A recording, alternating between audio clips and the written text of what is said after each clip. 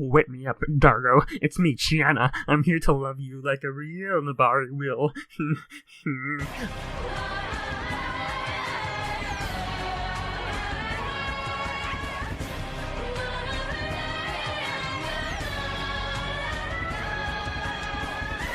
Welcome to ScapeChatz, episode 21.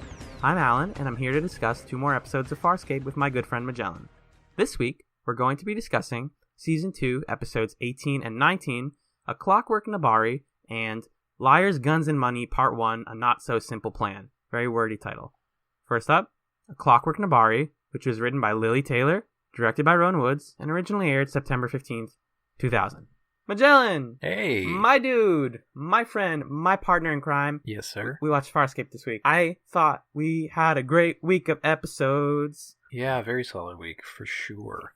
The first episode was definitely better than I expected it to be. It was, again, kind of like, what was the one that we just watched where Aaron gets old? The Locket? Yes, The Locket. A lot like that one. I kind of looked at the premise and thought, okay, this isn't going to be so good. But I think we're far enough in the season that they are hitting their stride and they can take concepts that are kind of, I don't know if I want to watch that, and create some really fresh tools out of those plots. So the first one was definitely fun to see. And then the second one, you knew going into it, it was the first part of a 3-part series. It's going to be fun, and it was very fun. For sure. There was a lot of entertaining stuff in the second one, but the first one I felt like was a cool twist on a formula that we've seen even in Farscape before, which is this sort of character's backstory comes to catch up with them in the present life on Moya, right. And in this case it was Chiana. So I liked that about it, and I thought that it moved very quickly and had a cool villain, lots of great... I love, what's the Nebari? I love Nebari, like, the way that they look and the way that they speak. I think they're one of the coolest races on this show overall. Yeah, for sure. I like their like makeup thing. They're black, I don't know what you call that, but their cheeks are highlighted. Yeah, it ends up making them look all very stylized, which is a really clever makeup technique. And I don't know, blue aliens are almost universally cool in like sci-fi. That's how I think I've noticed. I'd call them gray aliens. It depends. I feel like it really depends on the alien. They're like a light pale, all like sky blue. Some of them are mostly gray, you know. So This episode, how does it start? Do you remember? I remember it kind of started in the middle of Chiana and John are having an argument, and it's not very specific. But basically Chiana was being flirtatious and doing that aspect of her, you know... Doing the Chiana thing. Yeah, I don't know what you'd call it. That's like her skill set, for lack of a better term. If you're going to like break these characters down into like, John Crichton's the this, Aaron's son is the whatever, Dargo's the muscle, that sort of thing. Yeah. And so John's giving her the whole like, Dargo wouldn't be so happy about blah, blah, blah, blah. And they're fighting. And then Aaron and Rigel come in and they say, hey, we gotta... Hey guys, it's us. We're feeling pretty cool right now. And then it turns out that they're not very cool at all, and that they've been mind cleansed by a lady named Varla. Varla's a really great sci-fi name because it's Darla with a V. That's all it is. Yeah. And there are not enough good, like, cool character names that start with a V. That's a thing I've noticed. What other names do you think you could do that with? Oh, just, like, replace one letter and it with instantly a V becomes... specifically. Ooh. Vanessa. Vanthony. Yeah. This is my dog. My space dog with a space collar. His name's Vanthony. The thing I wanted to point out about that first scene is that we got a thing that I'm surprised this show hasn't done earlier, which is that John named his gun Winona, and... There's a very fun trivia about that we can talk about. Yeah, there is. Yeah, but we'll save that. So yeah, Aaron's son and Rigel are mind cleansed, and they are under the possession of Varla, and so is Dargo and Zahn. Yeah, we don't see them at this point, but they are as well. Zahn, is it just me, or was Zahn only in this episode in like the last 5 minutes or something? I don't know. They've like barely used her. It's so long. Unfortunate. It's so, like, guys, you have one of the coolest characters on your ship, and you developed her for a reason, and now you just kind of throw her in the back on the burner. Well, I was thinking about this, especially in light of Stark stuff happening in the second episode, and them kind of trying to use Stark to make Zahn relevant again. Which is unfortunate. I was trying to remember what Zahn used to do on the show, and she used to be the voice of like religious guidance for John Crichton. Spirituality and stuff. Yeah, and I don't know. It's unfortunate because no other characters are doing that, but also it's not the most necessary thing at this stage, and they just haven't given her something else to grow into. The other problem is that she doesn't get a lot to do physically other than to sort of be wise and come up with antidotes and potions for people. Right. Which is a problem that I think they fixed in the second episode when they gave her plenty of fun on-planet stuff to do. But yeah, I think Zahn is like her need on this show is running thin. So I feel like we get more from Pilot, and Pilot can't move.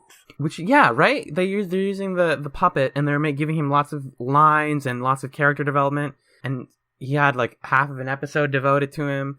But Zahn is just the weird spiritual lady. Yeah. And if the argument that I was about to make, which is like, that seems really hard to write for, then why would they have made her? Like, you don't make a character and then go, oh, it's too difficult, we can't do it, I'm sorry. Well, but to be fair, if you're going to stick with the like religious thing, the sort of contemplative character, that definitely fit the show earlier a lot more than the show now. Farscape, when it started, was definitely a lot more forward about its philosophizing and its sort of meditation on like, what are we doing here, who am I, kind of thing. And that has become sewn into the subtext more.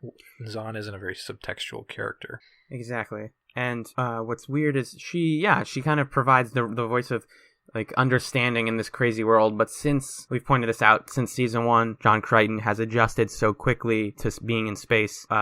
She's like, exactly, her use is running out quickly, which is I'm fine with that. I think it's okay to like have a shifting cast of characters. I think that's great. It's just as someone who's coming to this from being a Star Trek fan, I'm not used to like core tenets of characters like that being like, oh, we're not useful anymore. So they kind of they're going to slowly start writing us out of the show.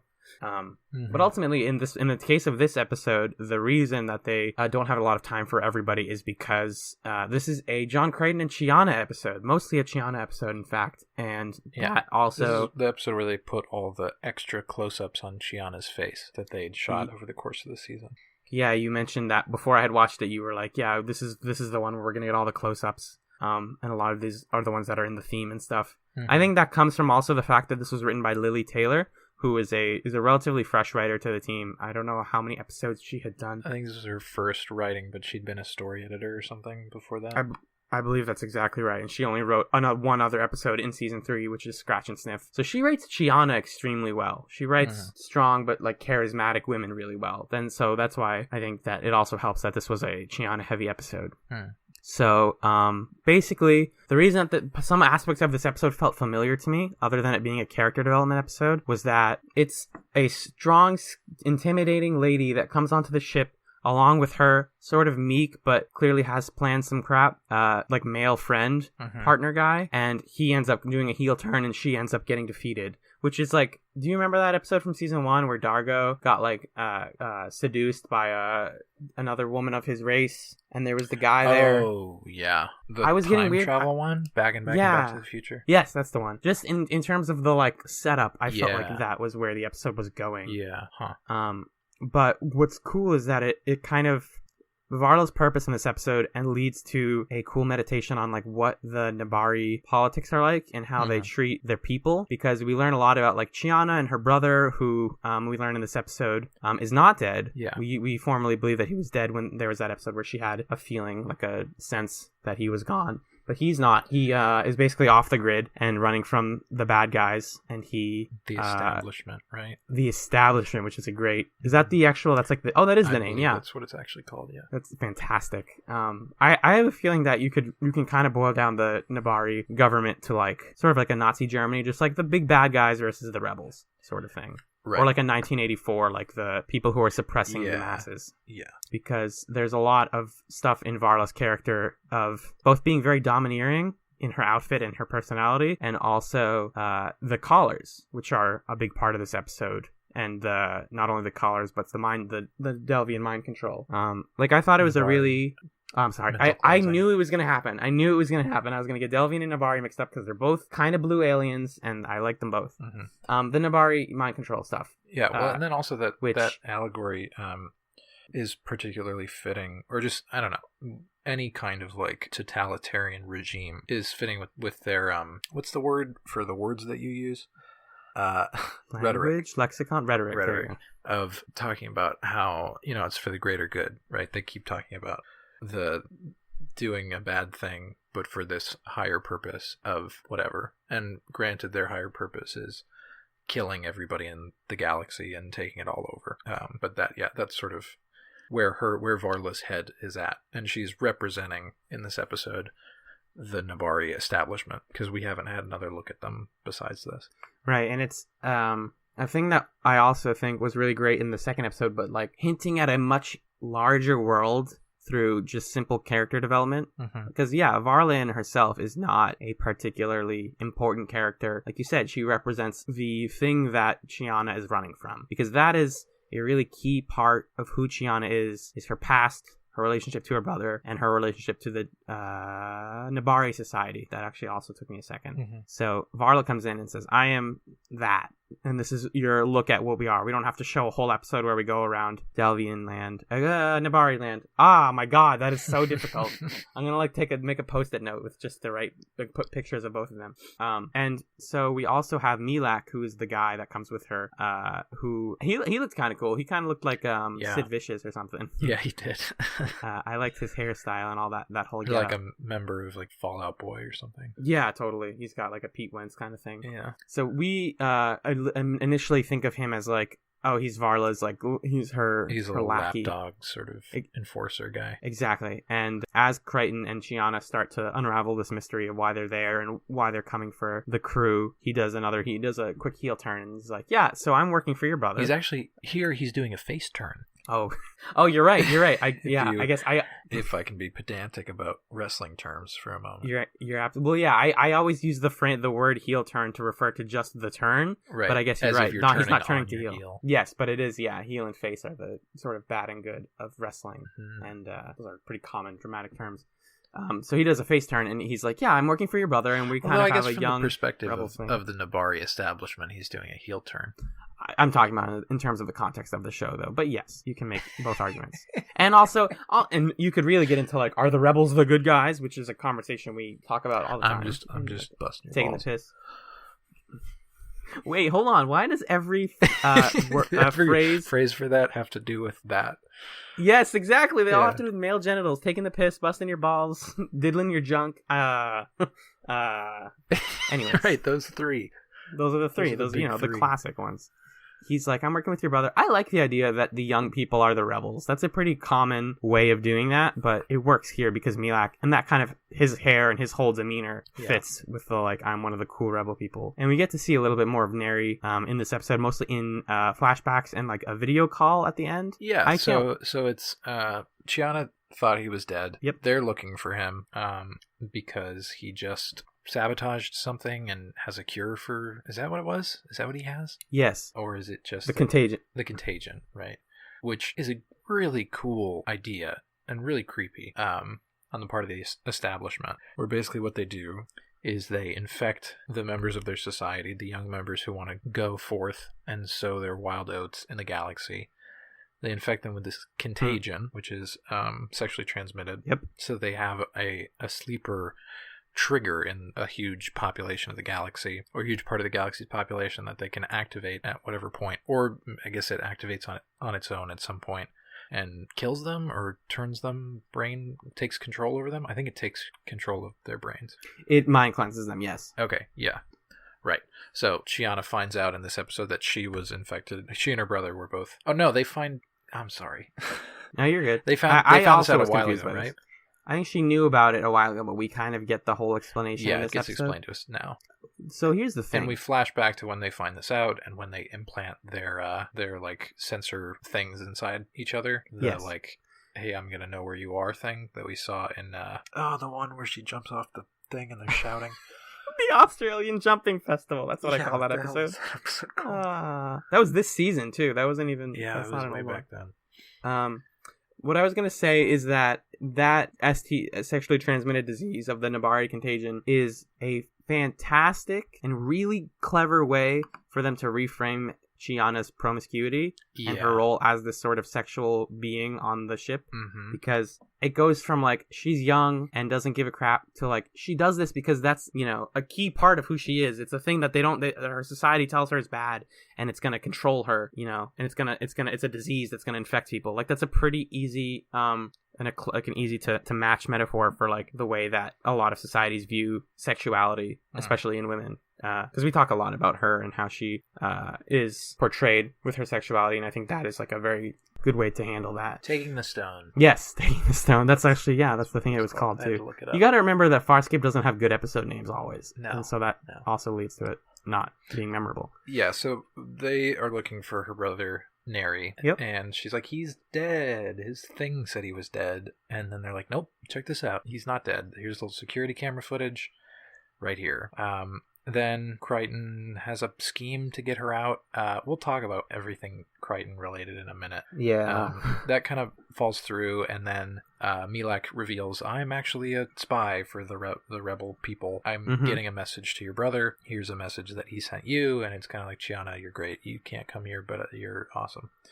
So that all happens. Then I don't know that there's anything else that happens in the Nebari part of this plot. I think everything else in this episode is just like John Crichton's schemes. Right, well, yeah, and then the end of the episode is just the end of the Nebari stuff where Milak's like, hey, I'm out of here, and Chiana's like, can I go with you, please? I want to see my brother. And he's like, what's it called? She tells Crichton she wants to see Neri, but he says she can't compromise what her brother is doing. Yeah, so she kind of has to grow up and realize, like, you can't.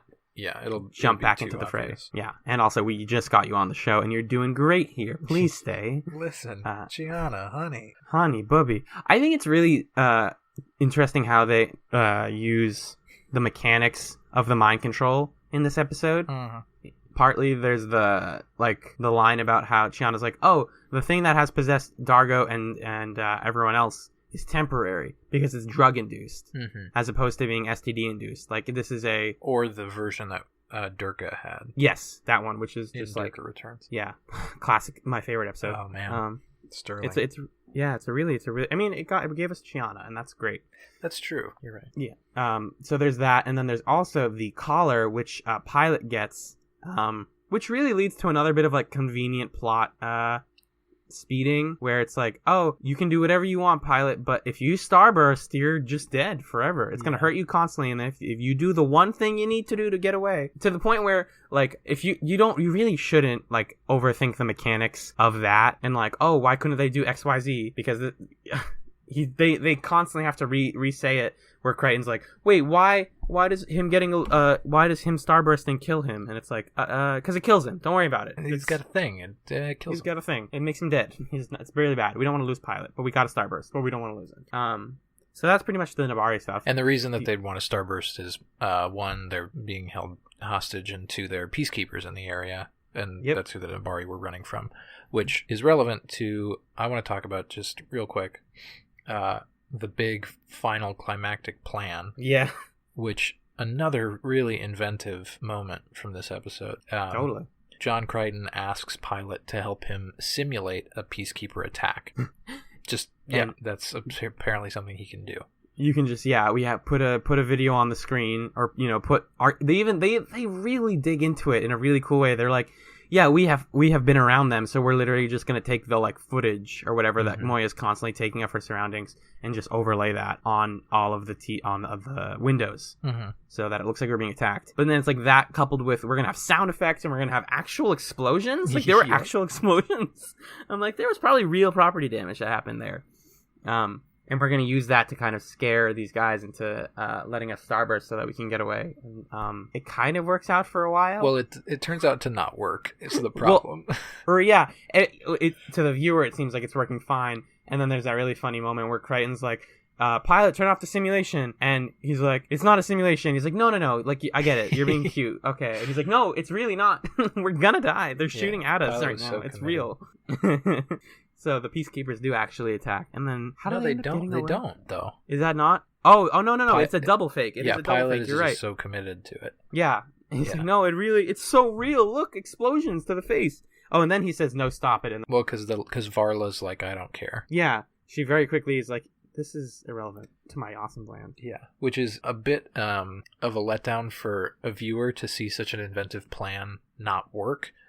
but it just sort of doubles down on how ice cold Varla is, that she's like, I don't care to that extent. She knows who among them she's willing to kill and how she's willing to do it, and she doesn't care what tricks they try to pull on her. She's just ready to get stuff done. I want more Varla. Oh, she got killed, right? Yes. Yeah.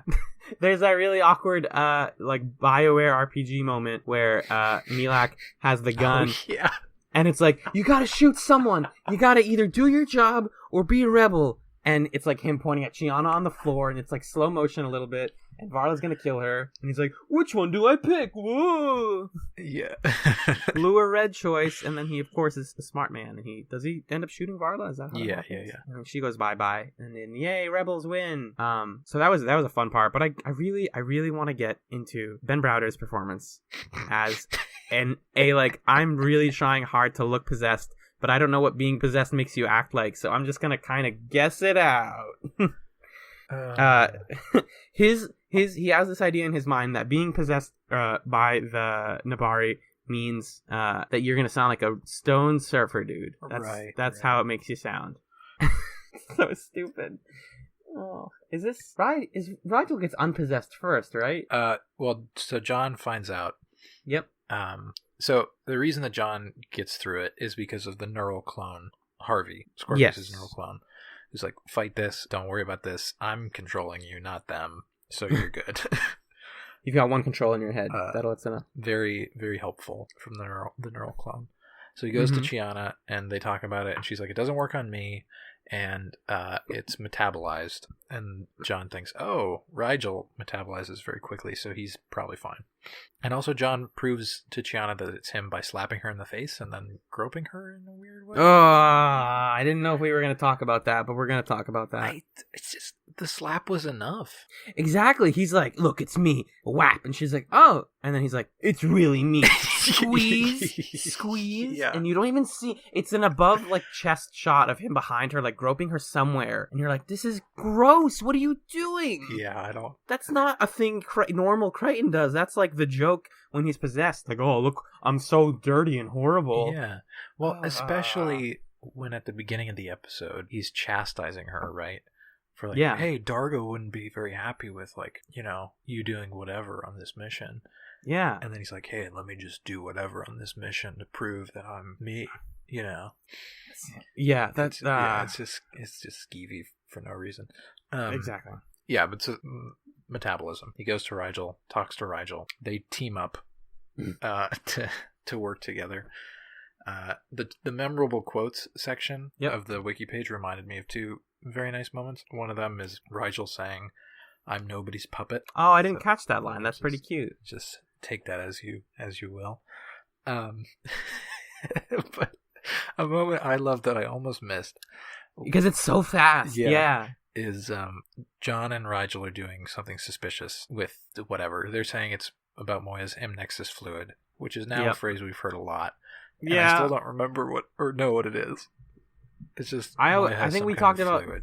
We thought it had something to do with like her pregnancy, because it sounds like amniotic fluid. Oh yeah, that's right, but it's not related to that. The M-Nexus fluid is a cleansing fluid that is sometimes used by the crew for cleaning their laundry. Oh, that's right. Remember it got frozen in the one where Dargo had sex a lot? Yeah. Great episode, classic. I don't remember what it was called. M-Nexus fluid, yeah. Yeah. Oh no, I don't know what the episode was called. But yeah, I know the one you're talking about. Anyway. Right. So they're doing something. They're trying to, I don't even remember. They're trying to fix something or whatever. They're trying to make it seem like, is this the scene where they're like playing with stuff? And they're like, oh, let me drop this thing. And then it like explodes the room. Well, but before that, they're tinkering and they're trying to do something. I don't remember what they were actually trying to do. Their excuse was, we're working with the M-Nexus fluid. Right. And then Dargo's like, I just did that. And Aaron's like, Dargo just did that. So then the way that they get out of it is John gets his feet off the ground and Rigel drops 2 live electrical nodes or whatever they are, diodes, onto the ground and shocks Aaron and Dargo. Yes. Which is okay. Because earlier in that scene, John's like, hey, don't do that. You're going to kill us. And then towards the end of the scene, it's like, hey, do that. Kill them. Kill them. They're fine. It's fine. They're possessed, so that means they can't die. Yeah. Like, plot-wise, they can't possibly die right now. Naturally. So they get knocked out. There's the line. John goes, bitchin', man. And then Rigel goes, bitchin'. But as it's fading to black. Exactly. The line goes so fast because it's fading, and it's like, wow, I'm like 90% sure Lonnie Tupu just like said that or something. Not Lonnie. What's his face? The guy who does Rigel's voice. Oh, yeah. Who? Lonnie something. Tupu's pilot. I'm sorry. Yeah. That guy. God, You should really know the guy who does Jonathan Rigel. Hardy. Thank you, Jonathan Hardy. I've looked it up before.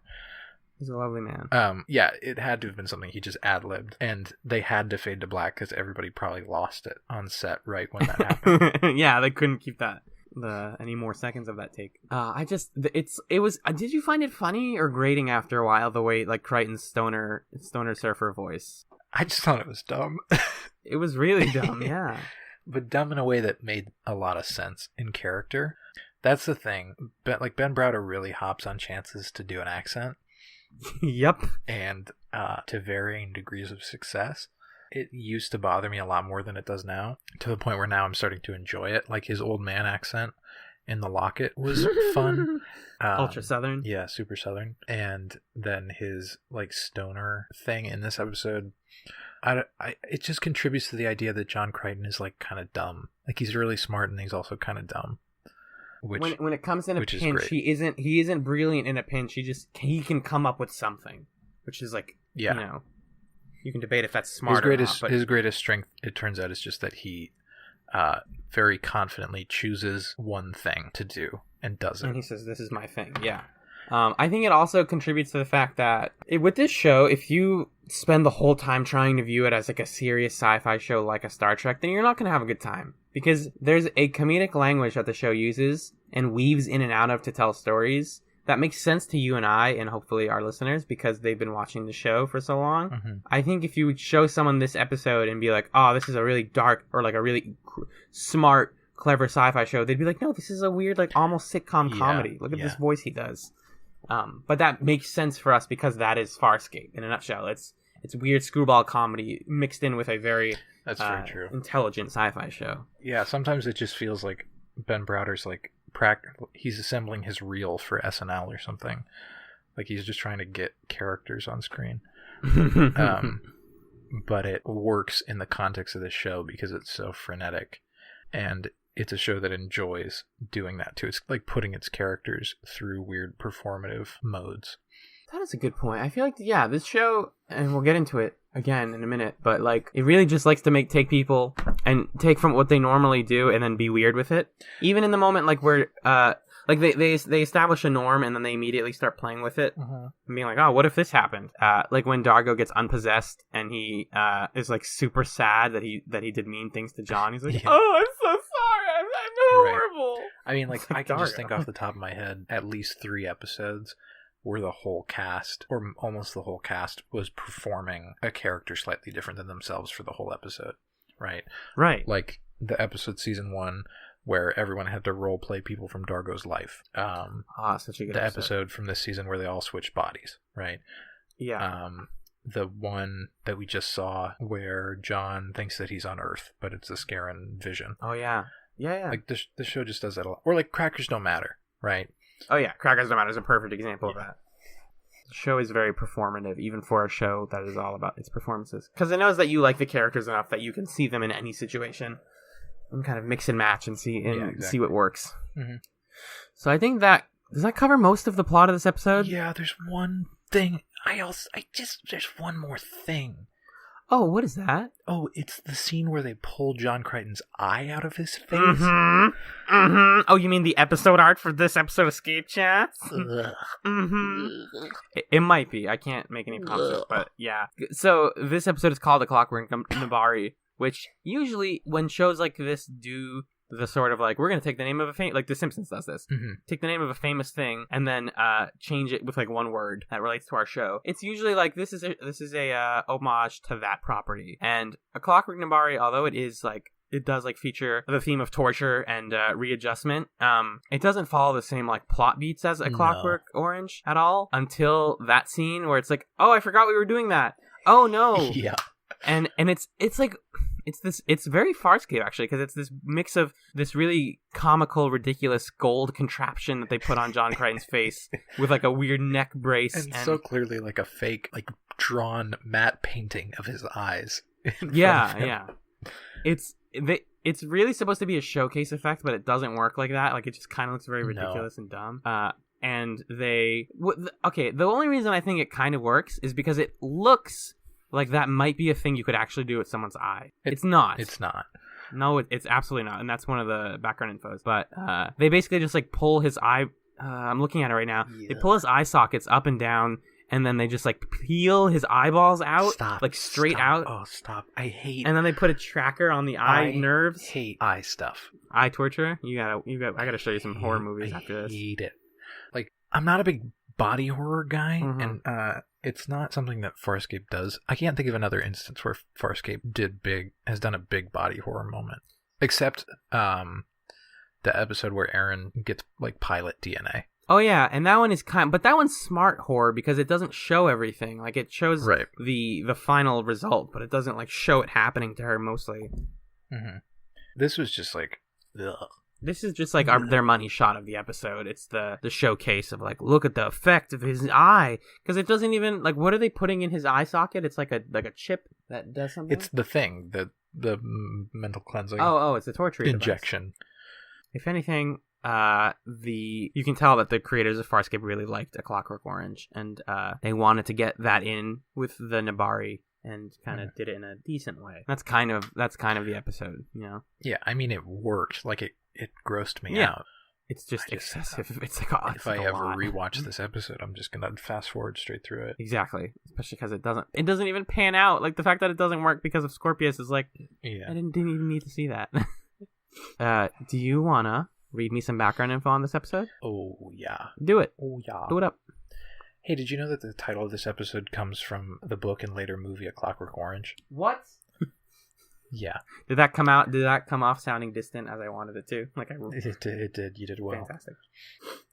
I didn't know that. No, I did. What's A Clockwork Orange? Is that a thing, or it's a movie? There's brainwashing. Oh, I Don't see. worry about it. Okay, I won't worry about it. As we Thanks, said, Anthony this is Burgess. Lily Taylor's first script for the show. Mm-hmm. You're welcome. I'm Anthony Burgess. I wrote A Clockwork Orange. Yeah, I can be in multiple places at once. Good for you, man. I speak through many mouths. If you knew what Anthony Burgess looked like, you would actually, your voice is like spot on. I was just extrapolating from the tone of that piece of work. Yes, yeah, that's a good point. Mm-hmm. There's a little accent stuff going on here. Simon Boswell, who plays Chiana's brother, Neri. He uses an American accent. Mm-hmm. An American accent, which is cool. I think I didn't know Chiana was doing an American accent, but that's great. Yeah, I think that's actually part of why her voice always does that sort of staccato thing that we like to make fun of. The what the frill? It's because she's kind of forcing out an accent, and she's young and like not amazing at it at the time.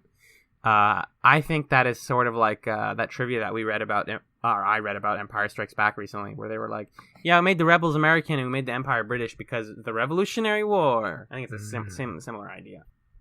Yes, it is. The next piece of background information we alluded to, and I want to read a little bit of extra material to go with it. I'll go for it. So Crichton's gun is named Winona, as a reference to Winona Ryder. Of course, Crichton would be into Winona Ryder. That makes sense. Yeah, great.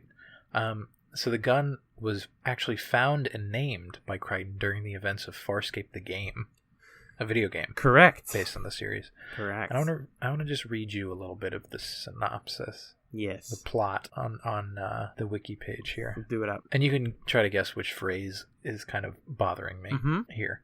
Plot. Yep. The story begins with Moya in orbit around an uncharted planet, minding her own business. Suddenly the Peacekeepers attack, board her, and take control. One unknown crew member makes it out in a transport pod. You, Crichton, along with the sultry alien, Chiana, escape in a commandeered Peacekeeper fighter craft called a Prowler. So, did you guess it? Is it the sultry alien Chiana? Yeah, it's just, that's a little weird. That's kind of a weird way to put it. It's like especially considering the stuff about her character. Yeah, it's like a 50s dime store sci-fi novel, you know. The vivacious and curvy, beautiful Princess Chiana. Exactly. Like, clearly the writer has like a little bit of a crush. It's just very pulpy. It is, yeah. And this show isn't always that pulpy, so it's kind of I mean, that's clearly like a user-written thing, but it's still funny. Mm-hmm. This game was from 2002. It was a weird, like, isometric action adventure game. Yeah, I fell down a brief rabbit hole this week after watching the episode, and I was like looking up a Let's Play of the game. I think it looks fine. It got pretty negative reviews at the time because it had like really awkward inventory management and the RPG elements felt forced, but like it's canon. It takes place between two season 1 episodes, I think, and it is all of the voice actors from the show. Like, everybody is in it. And I think what I read in a lot of places was like, yeah, that's where all the money went, was they hired all the people, but they didn't make like a great, super cool game. Mm-hmm. It's kind of a bummer because a lot of the shows that we have spent so much of our time watching don't have a lot of great cross-media material. Yeah, well, I can't think of a single TV show with a good game. There's gotta be one. But you can't think of one. Not off the top of my head. Go ahead, though. Wow, you can. I'm gonna do a quick Google search. And then you can do... I think I played an Animaniacs game once. It was pretty good. Well, the Simpsons arcade game was pretty good. That doesn't count, though. Like, Simpsons is so big that they've had a lot of misses. That's a lot of average. And the recent South Park game was pretty good, but that's like a very edge case. They have made good TV games based on TV shows before. The Buffy game was apparently decent. Didn't you play the Buffy game at a friend's house? I watched somebody play part of it once. Yeah. A lot of these are just other Simpsons games. The DuckTales game, like, all right, that's not. Okay, all right. Anyways, listener, if you have a television-based video game that you've played that you like, please let us know. I'm going to move on with the background info here. The human eye cannot actually be manipulated in the manner shown in the episode. Oh, man. Ooh. Thanks, cool Scarp. My favorite piece of background information ever. I was very happy to learn that. Yeah, I think it's because the nerves are not at all strong enough to like hold the eye in that position. They would snap immediately. Mm-hmm. Crichton referenced Gunsmoke. Great. I think it's useless at this point for the trivia to mention that Crichton referenced the TV show because that's like half of his lines are basically like references to TV shows. Here's another not so useful piece of background info. Mm-hmm. The ADR engineer questioned Claudia Black if she'd actually taken drugs to give her performance as spaced out Aaron. Like, come on, guy. Come on, Angus Robertson, get your shit together. Angus. Don't name your son Angus. It's unfortunate. This was the last episode filmed just before Easter break. There you go. Oh, okay. Yeah, I guess that's something. Mm-hmm. Oh, Rock the Bannon quote of the week? Yeah. I'll stop looking. I'm sorry. He's just talking about how this I think is a good point. It's nice in episodic television to be able to like set something up, put it away, and then way later pick it back up with this Chiana stuff, with the brother stuff. Yeah, it's a unique thing to TV because you can have these brief arcs that are just like 2 seconds of an episode, and the viewer will be watching in a good enough speed that they can remember that way later. Yeah, because last time we even thought about her brother was episode 3. Right. Yeah. This season. Yeah, and they brought it back at a good time. Mm-hmm. Rowan Wood said this episode was tricky. There was juxtaposition with puppet humor and that torture scene. Sure. Yeah. I think that happens in a lot of Farscape episodes. Yeah, the weird juxtaposition of like comedy and sadness or like dark stuff. This is a pretty interesting, or not interesting, but something that I figured. Ben Browder saying that thing that he was in was very uncomfortable. The torture rig. I mean, yeah. Like that was a pretty elaborate rig that he couldn't just climb into and out of right away. And let's see. I'm hung up there and slightly leaning back. My arms and legs are shackled. I can't move. My arms are resting and it's cutting off the blood towards my head. They had the collar around my neck with the spikes on it, and I had to hold myself in position, so they put the mask on, and I thought, don't pass out now or they're going to take your head off. Every time I see it, I think, that's where I'm about to pass out. Yeesh. Yeah, it sounds rough. Do you think that comes from the fact that Australia used to be a prison colony, and so they like to torture Americans?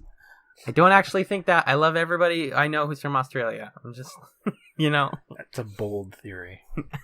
It's like how everything in Japan has a weird ending and has to do with explosions because of World War II. Like, it's just making generalizations about a country's ideas. And then this is the only episode of the series to feature Neri. Aw, man. So sorry to tell you, this is all the Nebari stuff you're ever going to get. Or at least it's all the Neri stuff that we're going to get. And all the Nebari stuff, I think. Oh, that's man. Yeah. I guess we got a good amount of it, but I could have used some more. C'est la vie.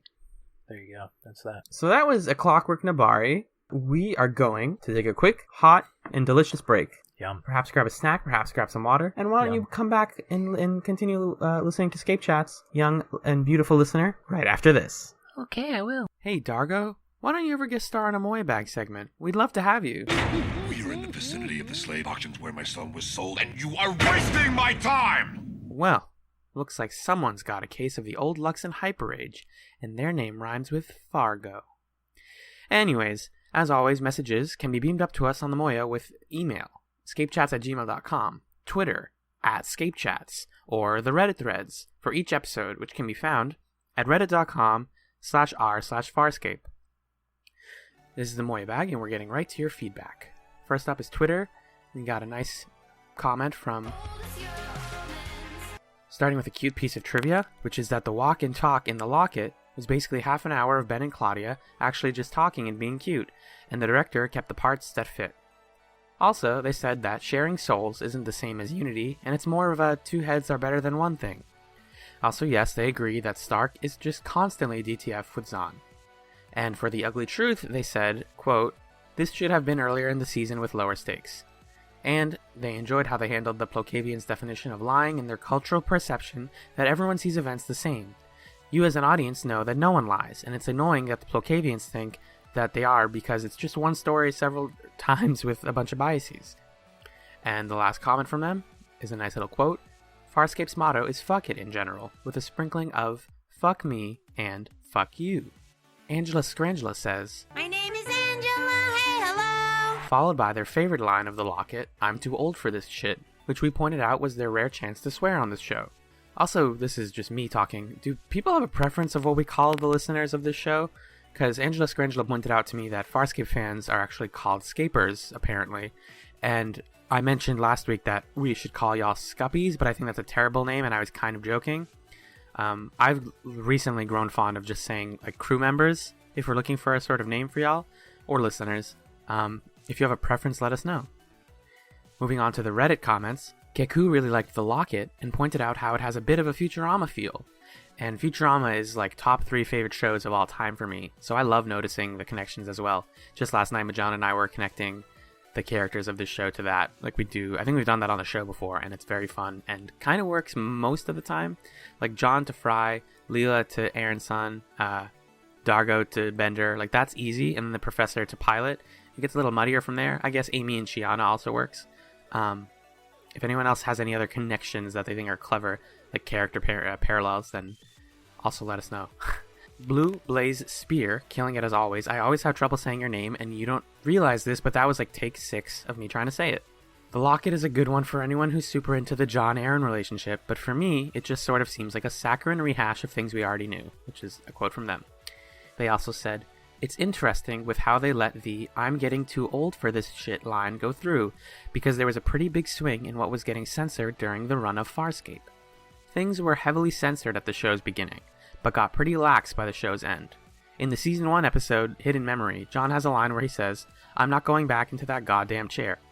And if I recall correctly, they got bleeped in the US when it originally aired, then was left on in later repeats. And far as I know, this line from The Locket never got bleeped during its run on the Sci-Fi Channel. I feel like I've read articles about how they handle swearing on cable television, and it's changed over the years for sure, especially in the time of Farscape airing, but like, for example, I think it was Breaking Bad got like 1 shit in their per season. I may be wrong. I would love to just read like a cohesive history of how they censor swear words on like cable television. I think that's really interesting. Then basically repeating what said about the ugly truth, followed by a comment that said, at the rate you guys are going, you're going to have to add a new bit that is this week's movie from pop culture zeitgeist that we haven't seen. The movie Galaxy Quest isn't an example of perfection, but by Grabthar's hammer, it is a charming little love letter to sci-fi fans. Which I'm going to point out, so we recorded this episode January 13th of this year, and Alan Rickman passed away a day later, and after that announcement, I actually watched Galaxy Quest a few days later, because it was one of the only Alan Rickman films that I hadn't seen. Like, I've seen Die Hard, I've seen Harry Potter, I've seen a lot of his stuff. And so I saw Galaxy Quest, and it's so good. I really recommend it to every sci-fi fan, every Farscape fan. Alan Rickman's amazing in it. and everyone is amazing in it. It's really funny. It's got a lot of intelligent things to say about fandom and obsession, and it's a gorgeous film. Like, it's so underrated. Nigmis comes in with a great point in that thread. Their problem with The Ugly Truth is that the depictions of each perspective demonstrate a higher degree of mutual contempt between characters than I had expected existed at that point. There was some exaggeration at work, and I'm not sure it was played well in every circumstance. I think it's actually interesting that everyone kind of agrees that The Ugly Truth was a potentially good episode that mucked up its character motivations. Like, that seems like a pretty hard thing to mess up, even though they kind of did a swing and a miss with that one. But, you know, season 2 is kind of the occasionally rocky season, but mostly quite good season. We're going to talk a lot about that in the recap. Lastly, we have my thoughts on this episode of ScapeChatz. I like this episode, partly because it's the first one that I didn't export before I knew how to mix audio, so the whole thing actually sounds like the direct recordings that we did and not compressed garbage, which I'm sure you've noticed, and you can expect this quality of audio for the remainder of the show because I have not exported any other episodes, and we're officially out of the we didn't know if we wanted to publish these on iTunes phase. Overall, a solid chat, despite me forgetting a lot of the plot of Clockwork Nebari, and up next is the start of the Liars, Guns, and Money trilogy, which we adored and have lots of thoughts on. And finally, there's another huge break after this one of about 5 months between this episode and the next one. And that time is basically the span of how long we've been publishing this podcast on the internet. So next week's ScapeChatz is one that we recorded just a few weeks ago in person. And then after that, it's recap time. So yay, y'all are nearly caught up to where we are in the show.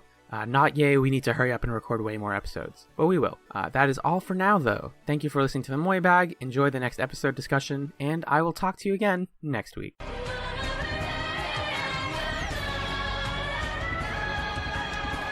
And we're back with the second episode that we watched this week. Liars, Guns, and Money, Part 1. A Not-So-Simple Plan. This episode was originally directed by Grant McCallum and written by ya boy Andrew Prouse. Originally airing January 5th, 2001. What a year. Not so fun. Oh, we're in a new year for this show. Correct. So this is a new year, and we get a beginning of a 3-parter. Yeah. And I think it was cool that we chose to split up the 3-parter into the part 1 and then parts 2 and 3 or 2, 3 in the finale, because this episode does totally stand on its own. Yeah, it felt like a very natural split. Somewhat to its detriment, I felt like. The way that it felt the need to end and then throw in some nonsense.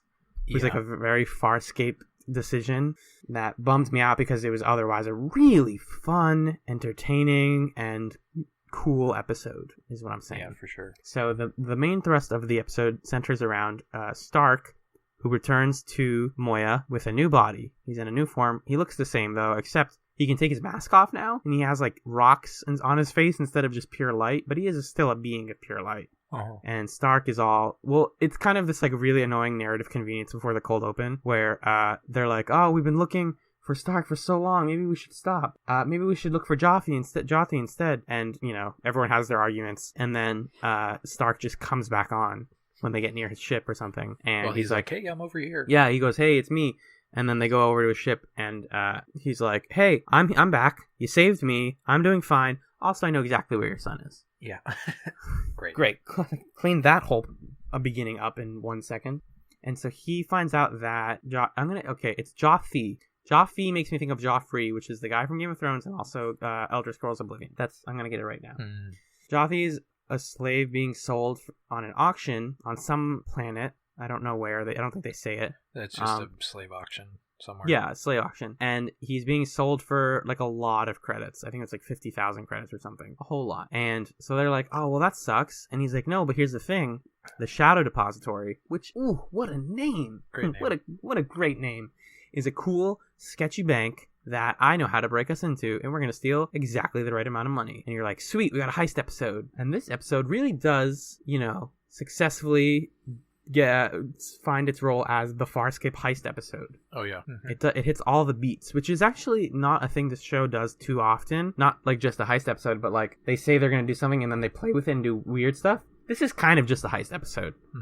Well, yeah, Farscape doesn't do straight up action episodes. Exactly. Like they'll do traditional sci-fi ship episodes, like the oh no, the ship is infected by bugs, or oh no, the ship has been boarded by whatever, or oh no, it's John Carpenter's The Thing. Like, it does that, but it doesn't do the heist episode, or I can't think of another action episode. It doesn't do like we got to kill this guy, or like we have to sneak through this place, or anything like that. And all the worst episodes are the ones that sort of are like that. You know, the ones that are like, oh, there's bugs on the ship. If I ever have to see a bugs on the ship Farscape episode again, I'm going to kill someone. And just wait until we finish talking about this one, fam. Yeah, It's gonna be great. it kind of had a Firefly vibe to it. Yeah, like everyone's this is got what their role. Firefly does, is the heist episode. Firefly is kind of a heist like show in a way. They're always like running or stealing something. Yeah. So everybody kind of takes their like role for the episode. Dargo spends 90% of it being mad, and like 2 seconds into the plan, he just busts into the Shadow Depository. He's like, I'm going in. I'm going to do everything and take all the money. It doesn't work. Why would that work? This is a criminal's bank. This is a naughty people bank, and he gets, knocked out before he even gets to the front door. Like, he gets to the door of it and then just gets crushed by some guards. The rest of the gang uses that and uses Dargo's anger as a sort of key to, like, A, keep him from getting in too much trouble in prison, and B, sort of like being like, oh, we planned all of this. He's our guy. We used him to test the security. That was our smart way of thinking of it. So what were the different group designations? Because it's been a little while since I watched this episode. Like, what was everybody's role? Yes. So Dargo was the distraction or the bait or whatever. Yeah. He gets captured and tortured by Natira. I just forgot about the torture scene. Oh no. We can talk about it in a second. Yeah. I think it's pretty closely tied to just Natira as an entity. Mm-hmm. Then Crichton and Aaron are kind of the muscle, so to speak. They're the ones who sneak off and do the actual plan, I guess. Yeah. And they're surveying and casing the joint at the beginning.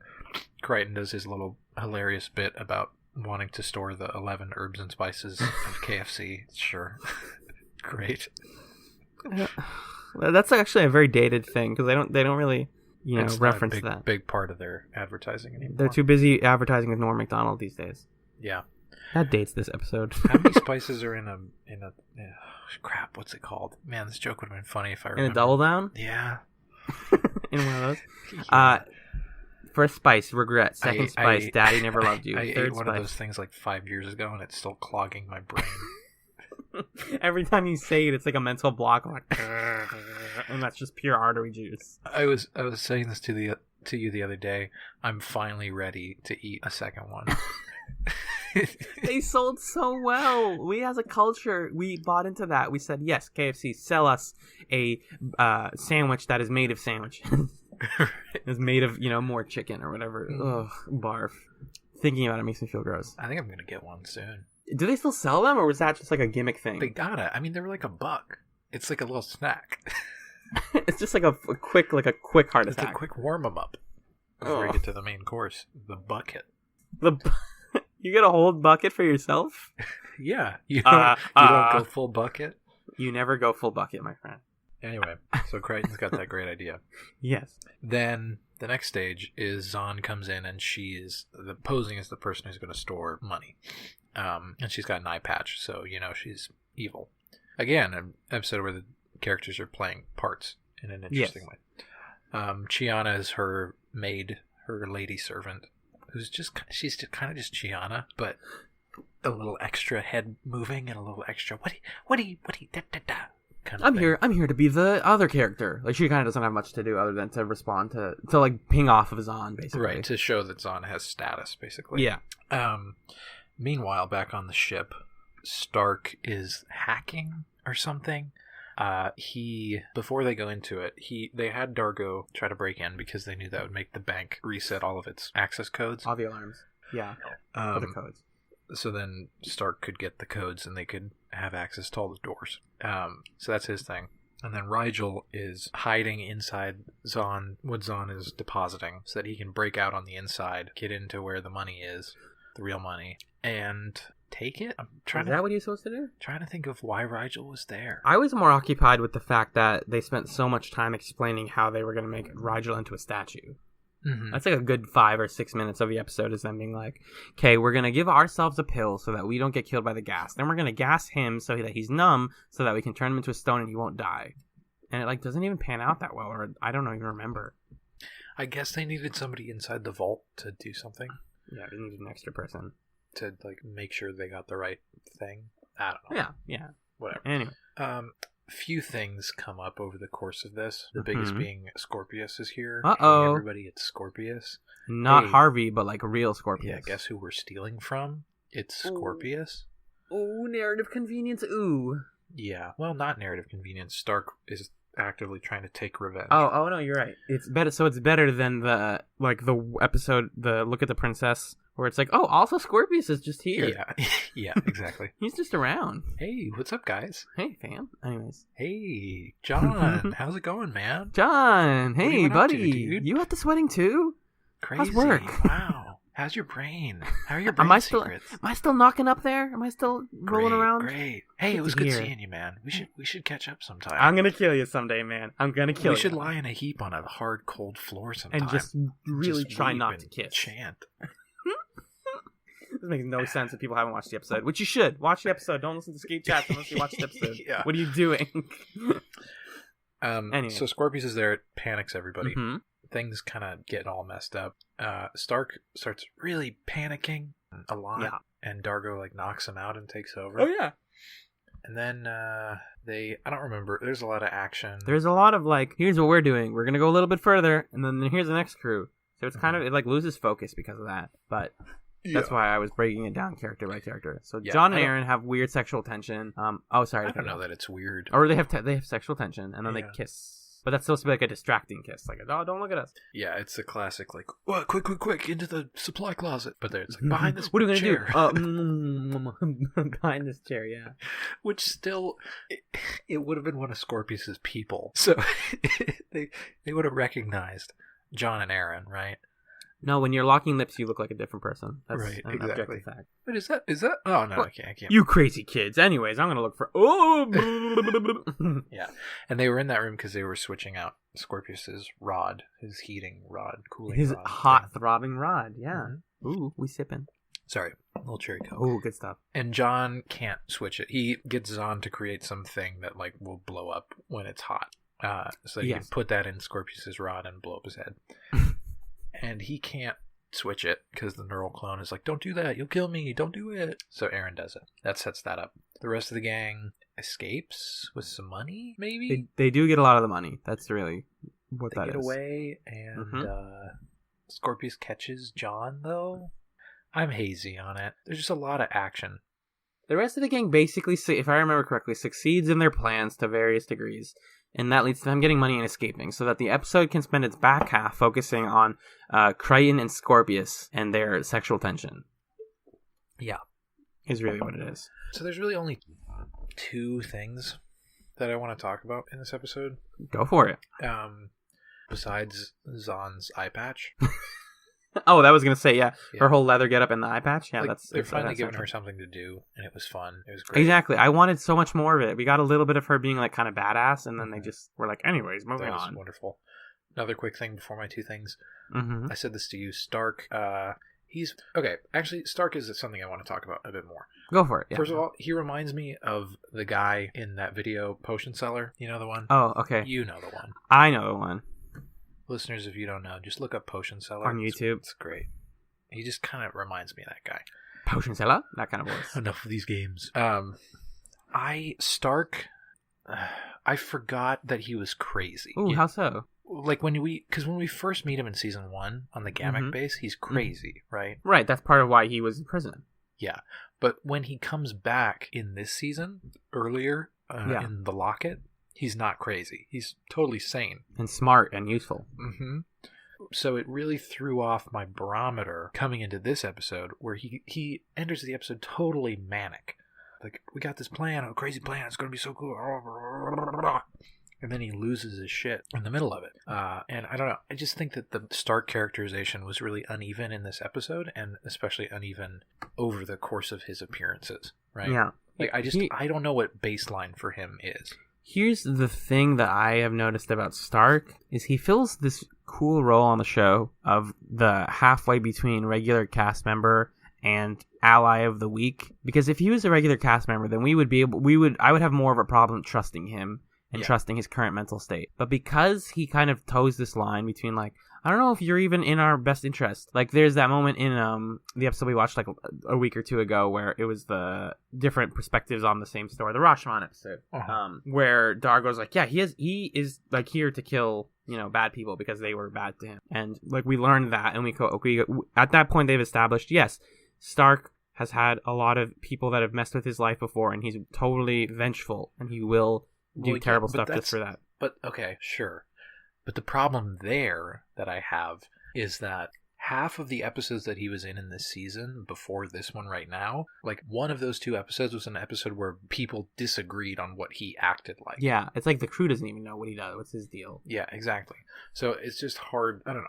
And it's hard to get a sense of like, why is he doing this? Sure, maybe he's a nice guy who wants to save Jothi, whatever. He keeps talking about like, my people are slaves, but I don't know. I can agree with that and get that, but I just don't feel that. I don't know where to put him, I guess. Here's my thing, because you know more about this show than I do. Just because of spoilers. Oh yeah. Yeah. Is he around for a while? I think he keeps popping back up. I don't know for sure. He's just a trump card that they can pull out every once in a while to be like, hey, remember Stark? I think so, yeah. That's okay. So that makes a little more sense. He might that be in he's the movie even. Oh, like he makes it that long into Peacekeeper Wars? He does. Okay, so we don't need to be like, oh, he's gonna die next episode, so he's gonna do like that noble sacrifice was pointless because we know he's gonna last a long time, kind of thing. Mm-hmm. And also, he's a being of pure light, so he doesn't die in the traditional way. You'd have to get rid of him in it. Yeah. But anyways, what were your 2 points that you were gonna make? So one of them is I just want to talk about Natira. Yes. I think she's an awesome character. Mm-hmm. So let's talk about Natira. Okay, so Natira is the leader of the Shadow Depository, or she like runs it. It's her place.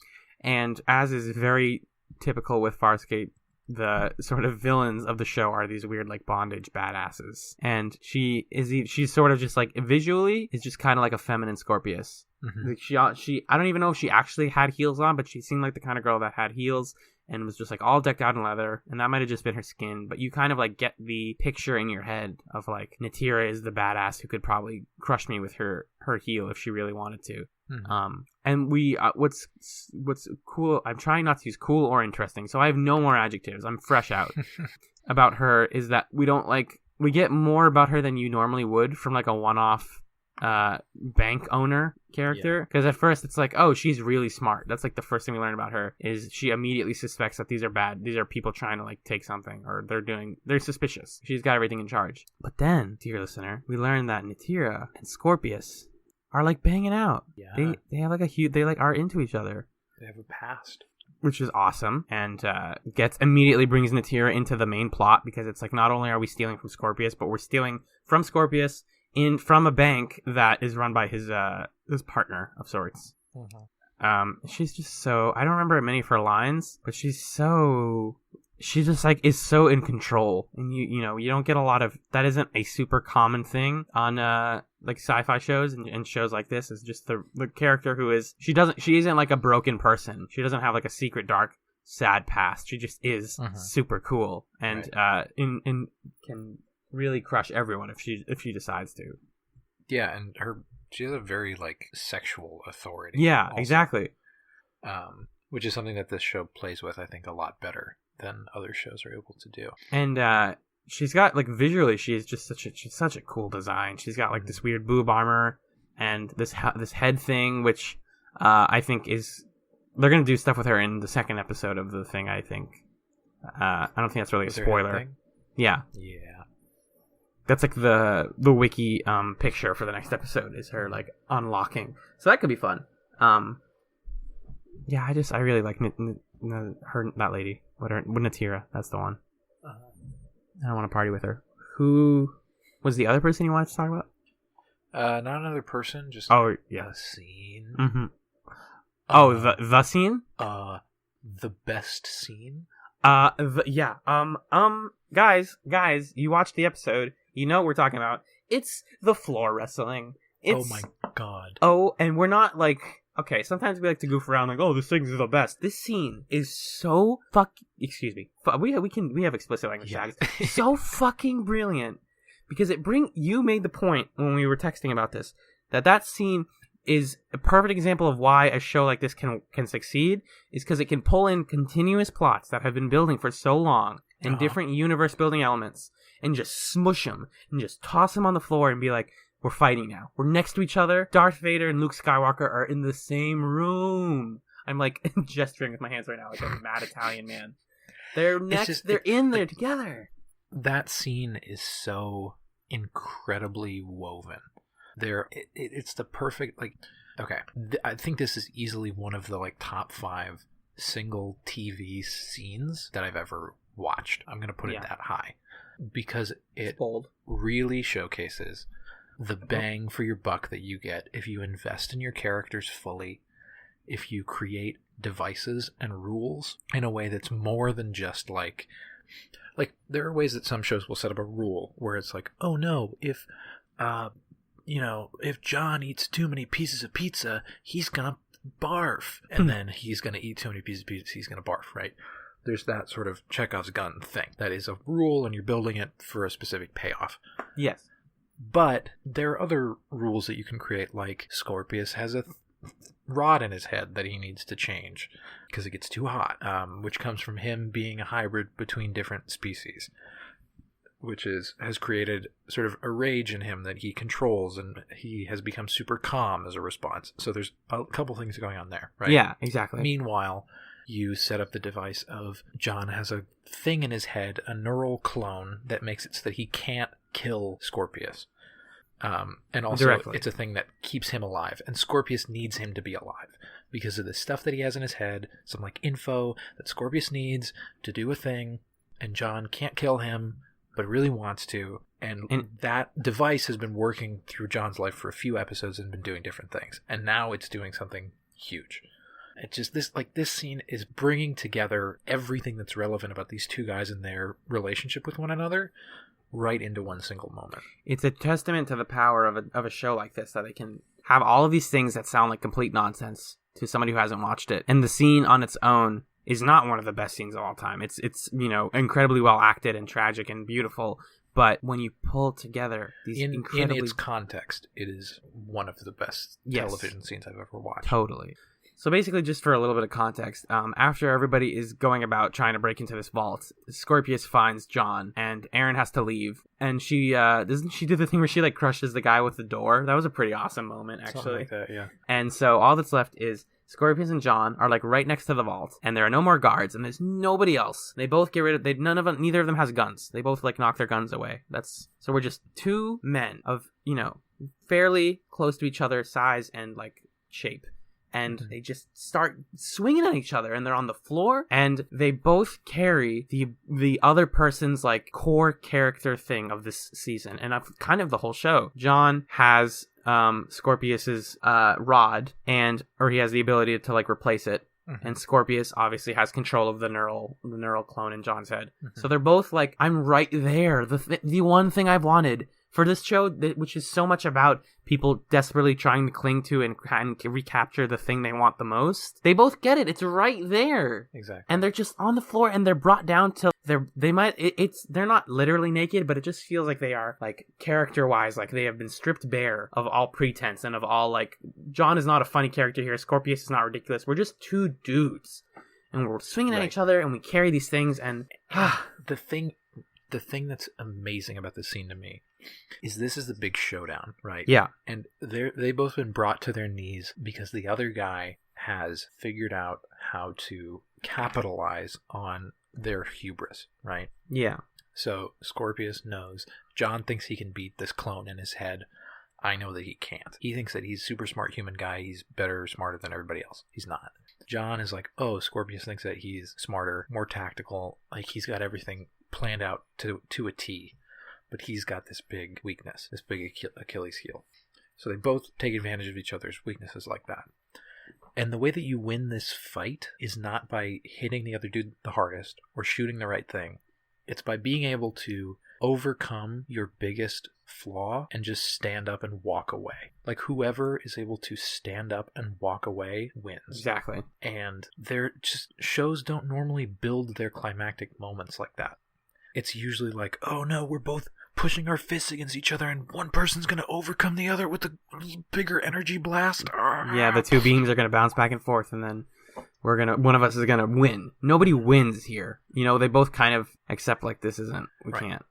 The way that John wins is by crawling away. Yeah. And He's not singing to himself. He's not the badass. This is what I was saying earlier. The show, like, plays with pulp tropes a lot. He doesn't, like, knock the other guy's gun out of the hand and get him in the leg and, like, oh, he didn't kill him because he's a good person. He crawls away like a coward. He's just like, I can't do this anymore. I'm going to be the better man. Right, I'm but not that's gonna- how he, like, theoretically kills Scorpius. Yeah. And then the best part is he's guilty about it later. Because Exactly. he still has the thing in his head that's like, hey, you shouldn't have killed me. You shouldn't have done that. That was bad. He leaves Scorpius, like, a couple inches away from his last core, and Scorpius's brain is just on fire. And the last shot we see of Scorpius is him writhing, like, just grasping at the rod but not being able to reach it. And so his fate is left in the balance. Yeah, it's just Powerful. phenomenal scene. Shout out to Andrew Pross for some great floor fight directing. You know, it doesn't. I joke about the, like, there is a raw sexuality to it. This whole, like, give me the thing I want. Definitely. And they get that across in a way that is not, like, gross or weird or, like, sad. It's just raw is really the adjective that I would use to because describe this scene. it's all about, like, they are trying to be the alpha figure here. They're trying to be the character that, like, the hero or, like, the better one. And they're like, I have you by the balls. Like, I have the way to defeat you right here. Why are you not losing? And so they're engaged in this, like, this very primal, fundamental macho struggle, but it's manifesting in a really pitiful, pathetic way. Yeah, exactly. Yeah. I'm, like, getting chills thinking about it again. That's what I'm saying. It's dope. And what's cool about that is, since this is a part one, they don't have to end the episode being like, oh, but Scorpius is totally alive, because we'll know everything by the end of this trilogy. Mm-hmm. We'll have But the more. way of they that do figure. end it is stupid. Wouldn't it have been great? Again, this show always has to add one more scene than they need to. Wouldn't it have been great if they ended the episode on Scorpius' hand? How freaking awesome would that have been? Mm-hmm. But they don't, because we have to get back to the ship. And they need to say, like, hey, this is to be continued. Yeah. Because this is an era of TV where, like, you had to say that at the end so people knew, I guess. Whatever. Yeah, because they don't list the episodes, or people don't know that this is going to be a 3-parter, so you gotta, like, lead people on a bit. They get back to the ship, and they start counting the money, and naturally Rigel is like, I should have gotten more money for being a statue. It's like, Rigel, you're useless. And they're talking about splitting the money, and Rigel's talking about wealth. Zahn reminds him they agreed to do nothing with it until they bought the slaves. Stark apologizes for his behavior. Zahn says he did well. Dargo says thank you. Everyone's happy. Shauna says nice things. Tortured soul. Friends forgive each other. Happy ending, right? Crichton tells Aaron, he's like, oh man, I feel bad. Like, I made Daddy die. I might have made Daddy die. Not good. And then they call back to the little kiss moment where he's like, oh, he kind of, like, is on his last breath, and he's like, oh, there's a thing I've always wanted to tell you. And he didn't get the chance to say it to her, I think. Did he not earlier? I don't think so. It's like, okay, you can't. I really wish the show would stop messing with that and just say, like, okay, he said it. They like each other. They've had sex. Why does it have to be a big deal? Okay. I've seen the next 3 episodes. I'm just going to put that out there. They get there. Okay. So that's the payoff I was looking for. I guess then that in that case, then this is just seeding it for that to happen. Yeah, they're just reminding you. They need to set it up in this arc, like, that exists here. Right. And so she says, resolve it. I know what you're going to say. She probably doesn't. Do you think she knows at this point? Of course she knows. Yeah. Aaron's not stupid. She's a smart lady, She and they gets it. like each other. That should be the end of the episode, right? But wait, guys. The money has legs. The money. It's bug money. It's bug money. It's bunny. I'm trying to make, like, don't worry about it. It's bug money. Soylent Green is people. I'm trying to make a Soylent Green is people joke for this. I don't think it deserves No, it really doesn't. It's a dumb, like, early 70s horror movie or, like, bad 90s sci-fi show moment of, like, everything's fine, right? Right? We got all this money. Screechy. Oh my god, they're all bugs and they're gonna kill us, and we're gonna have another bug episode next week. Mm-hmm. To be continued. Oh no. I don't want to ask you if next week is a bug episode because I feel like that'll just... It's partially a bug episode. That's an answer I'll take. But yeah, next week should be very exciting because of that. Not because of that, but because, I mean, we're going to get more of Liars, Guns, and Money. And this is an arc that I'm starting to very much enjoy. You know what else I would enjoy, though? The background information? I would. Oh my god, you're getting good at this. You know? It's only taken me 21 episodes. I'm getting there, guys. I'm learning. The trilogy title comes from the Warren Zevon song, Lawyers, Guns, and Money. Which I listened to a lot this week because of that trivia fact, and it's a very good song. Check it out. And it's kind of, it relates to what's going on in the episode too, because it's about a guy who says if he has those three things, then he can do whatever he wants in life. You can take everything you need if you have lawyers, guns, and money. The subtitle for this episode, A Not So Simple Plan, comes from the novel and then Sam Raimi film, A Simple Plan, which featured a plan that was not simple. Have you seen that movie? No, but I've heard decent things about it. It's pretty good. I watched it recently. Yeah? If you like that sort of genre of, oh, we committed the perfect crime. Oh, no, we didn't. It's kind of... Everything got messy. One of the better versions of that concept. I'd be interested in how Sam Raimi does a movie like that. You don't even notice his hand, really. I've never known Sam Raimi to be a director who has a... Well, no. He did for a while. What has he done that I'm not thinking? Evil Dead. Okay, yeah. Evil Dead 2, Crime Wave, yeah. Okay, I think this is something... So Paul Goddard, Stark, used Jack Nicholson from One Flew Over the Cuckoo's Nest and Brad Pitt from 12 Monkeys as inspiration for his performance, which I think is something that was in the trivia back season 1 when we first met him. And again, I forgot. Right? I'm trying, because I haven't seen 12 Monkeys in a long time. I did love it when I watched it, but it's been very long. And I saw One Flew Over the Cuckoo's Nest just a couple years ago, so I'm trying to piece together like what that entails. Just that he's crazy, I think. Yeah. But like those two are like very specific types of mentally unwell. Like, you know, they're not traditional crazy. They're like kind of weird crazy. I don't know. I think I should just rewatch 12 Monkeys. Apparently the show is good. But this is, yeah, like you said, this is trivia we've seen before. Yeah. Around 15 takes were needed for the John Scorpius scene with the Star Spangled Banner. And the Star Spangled Banner part wasn't even in the script. My god. I don't know who thought of that, but great. It's a great idea. So that's a scene. Oh, no. Wait, when was the Star Spangled Banner song? Again, it's been a while since I watched. It's when he's crawling away singing. Oh, you're right. Yeah. That's what he's singing. That's what he was singing. Yeah. They increased the budget, the Jim Henson Company's budget for this episode. This is a good episode to increase these the budget. Episodes, rather. This series of episodes. And then, I guess from the beginning of the season, they knew that they were going to do like a bank heist ending. Right, they were plucking, and that trivia just basically says, it's a long quote, but they were pulling from a lot of different inspirations to make this episode that had like a lot of prep time. Yeah. That's why you were able to get stuff like Zahn being on the ground. I like to think that the reason they don't do Zahn more is because they don't have the time or money to do it. That's like a funny way to look at this show's production problems. Like to make up her and stuff? And like to get the costume and all that stuff. Like, oh, maybe they just don't have the like budget and time to make everybody have a full arc. Which is, I don't know. Maybe. Anyway, so this quote says that this episode was based on Mission Impossible. Yeah, I can see it. Second episode is based on The Dirty Dozen / The Seven Samurai, which... Oh, shit. Yeah, kind of works. And the third is based on The Guns of Navarone, which I haven't seen, but I'm assuming there's shooting involved. Probably. Yeah. That's the background info. Do you want to hear the Netflix summaries for the next 3 episodes? I do, because we've now talked about both episodes, and we have to look to the future, because it's Farscape. It takes place in maybe the future, and in the future, we're going to watch 2 more episodes. No, not 2. 3 episodes of Farscape next week. Check that out. Hey guys, next week we're finishing season 2 of Farscape. That's right. You've stuck with us this long, we might as well keep going. We were thinking about quitting, but we were like, this bank heist was pretty fun. And I want to see more of that lady with the freaky head. Let's just watch the whole rest of the show and obsess over it and over discuss it. It's great. I love this. We'll probably that we do. Probably stop after season 2. I think that'll be. You think that's solid after these next couple? Yeah. I can't imagine. Well, then we'll just do a playthrough of the game. It'll be great. Yeah. Hey, what are the Netflix summaries though? Let me tell you. So we're watching 3 episodes. We're rounding out season 2. The next episode is Liars.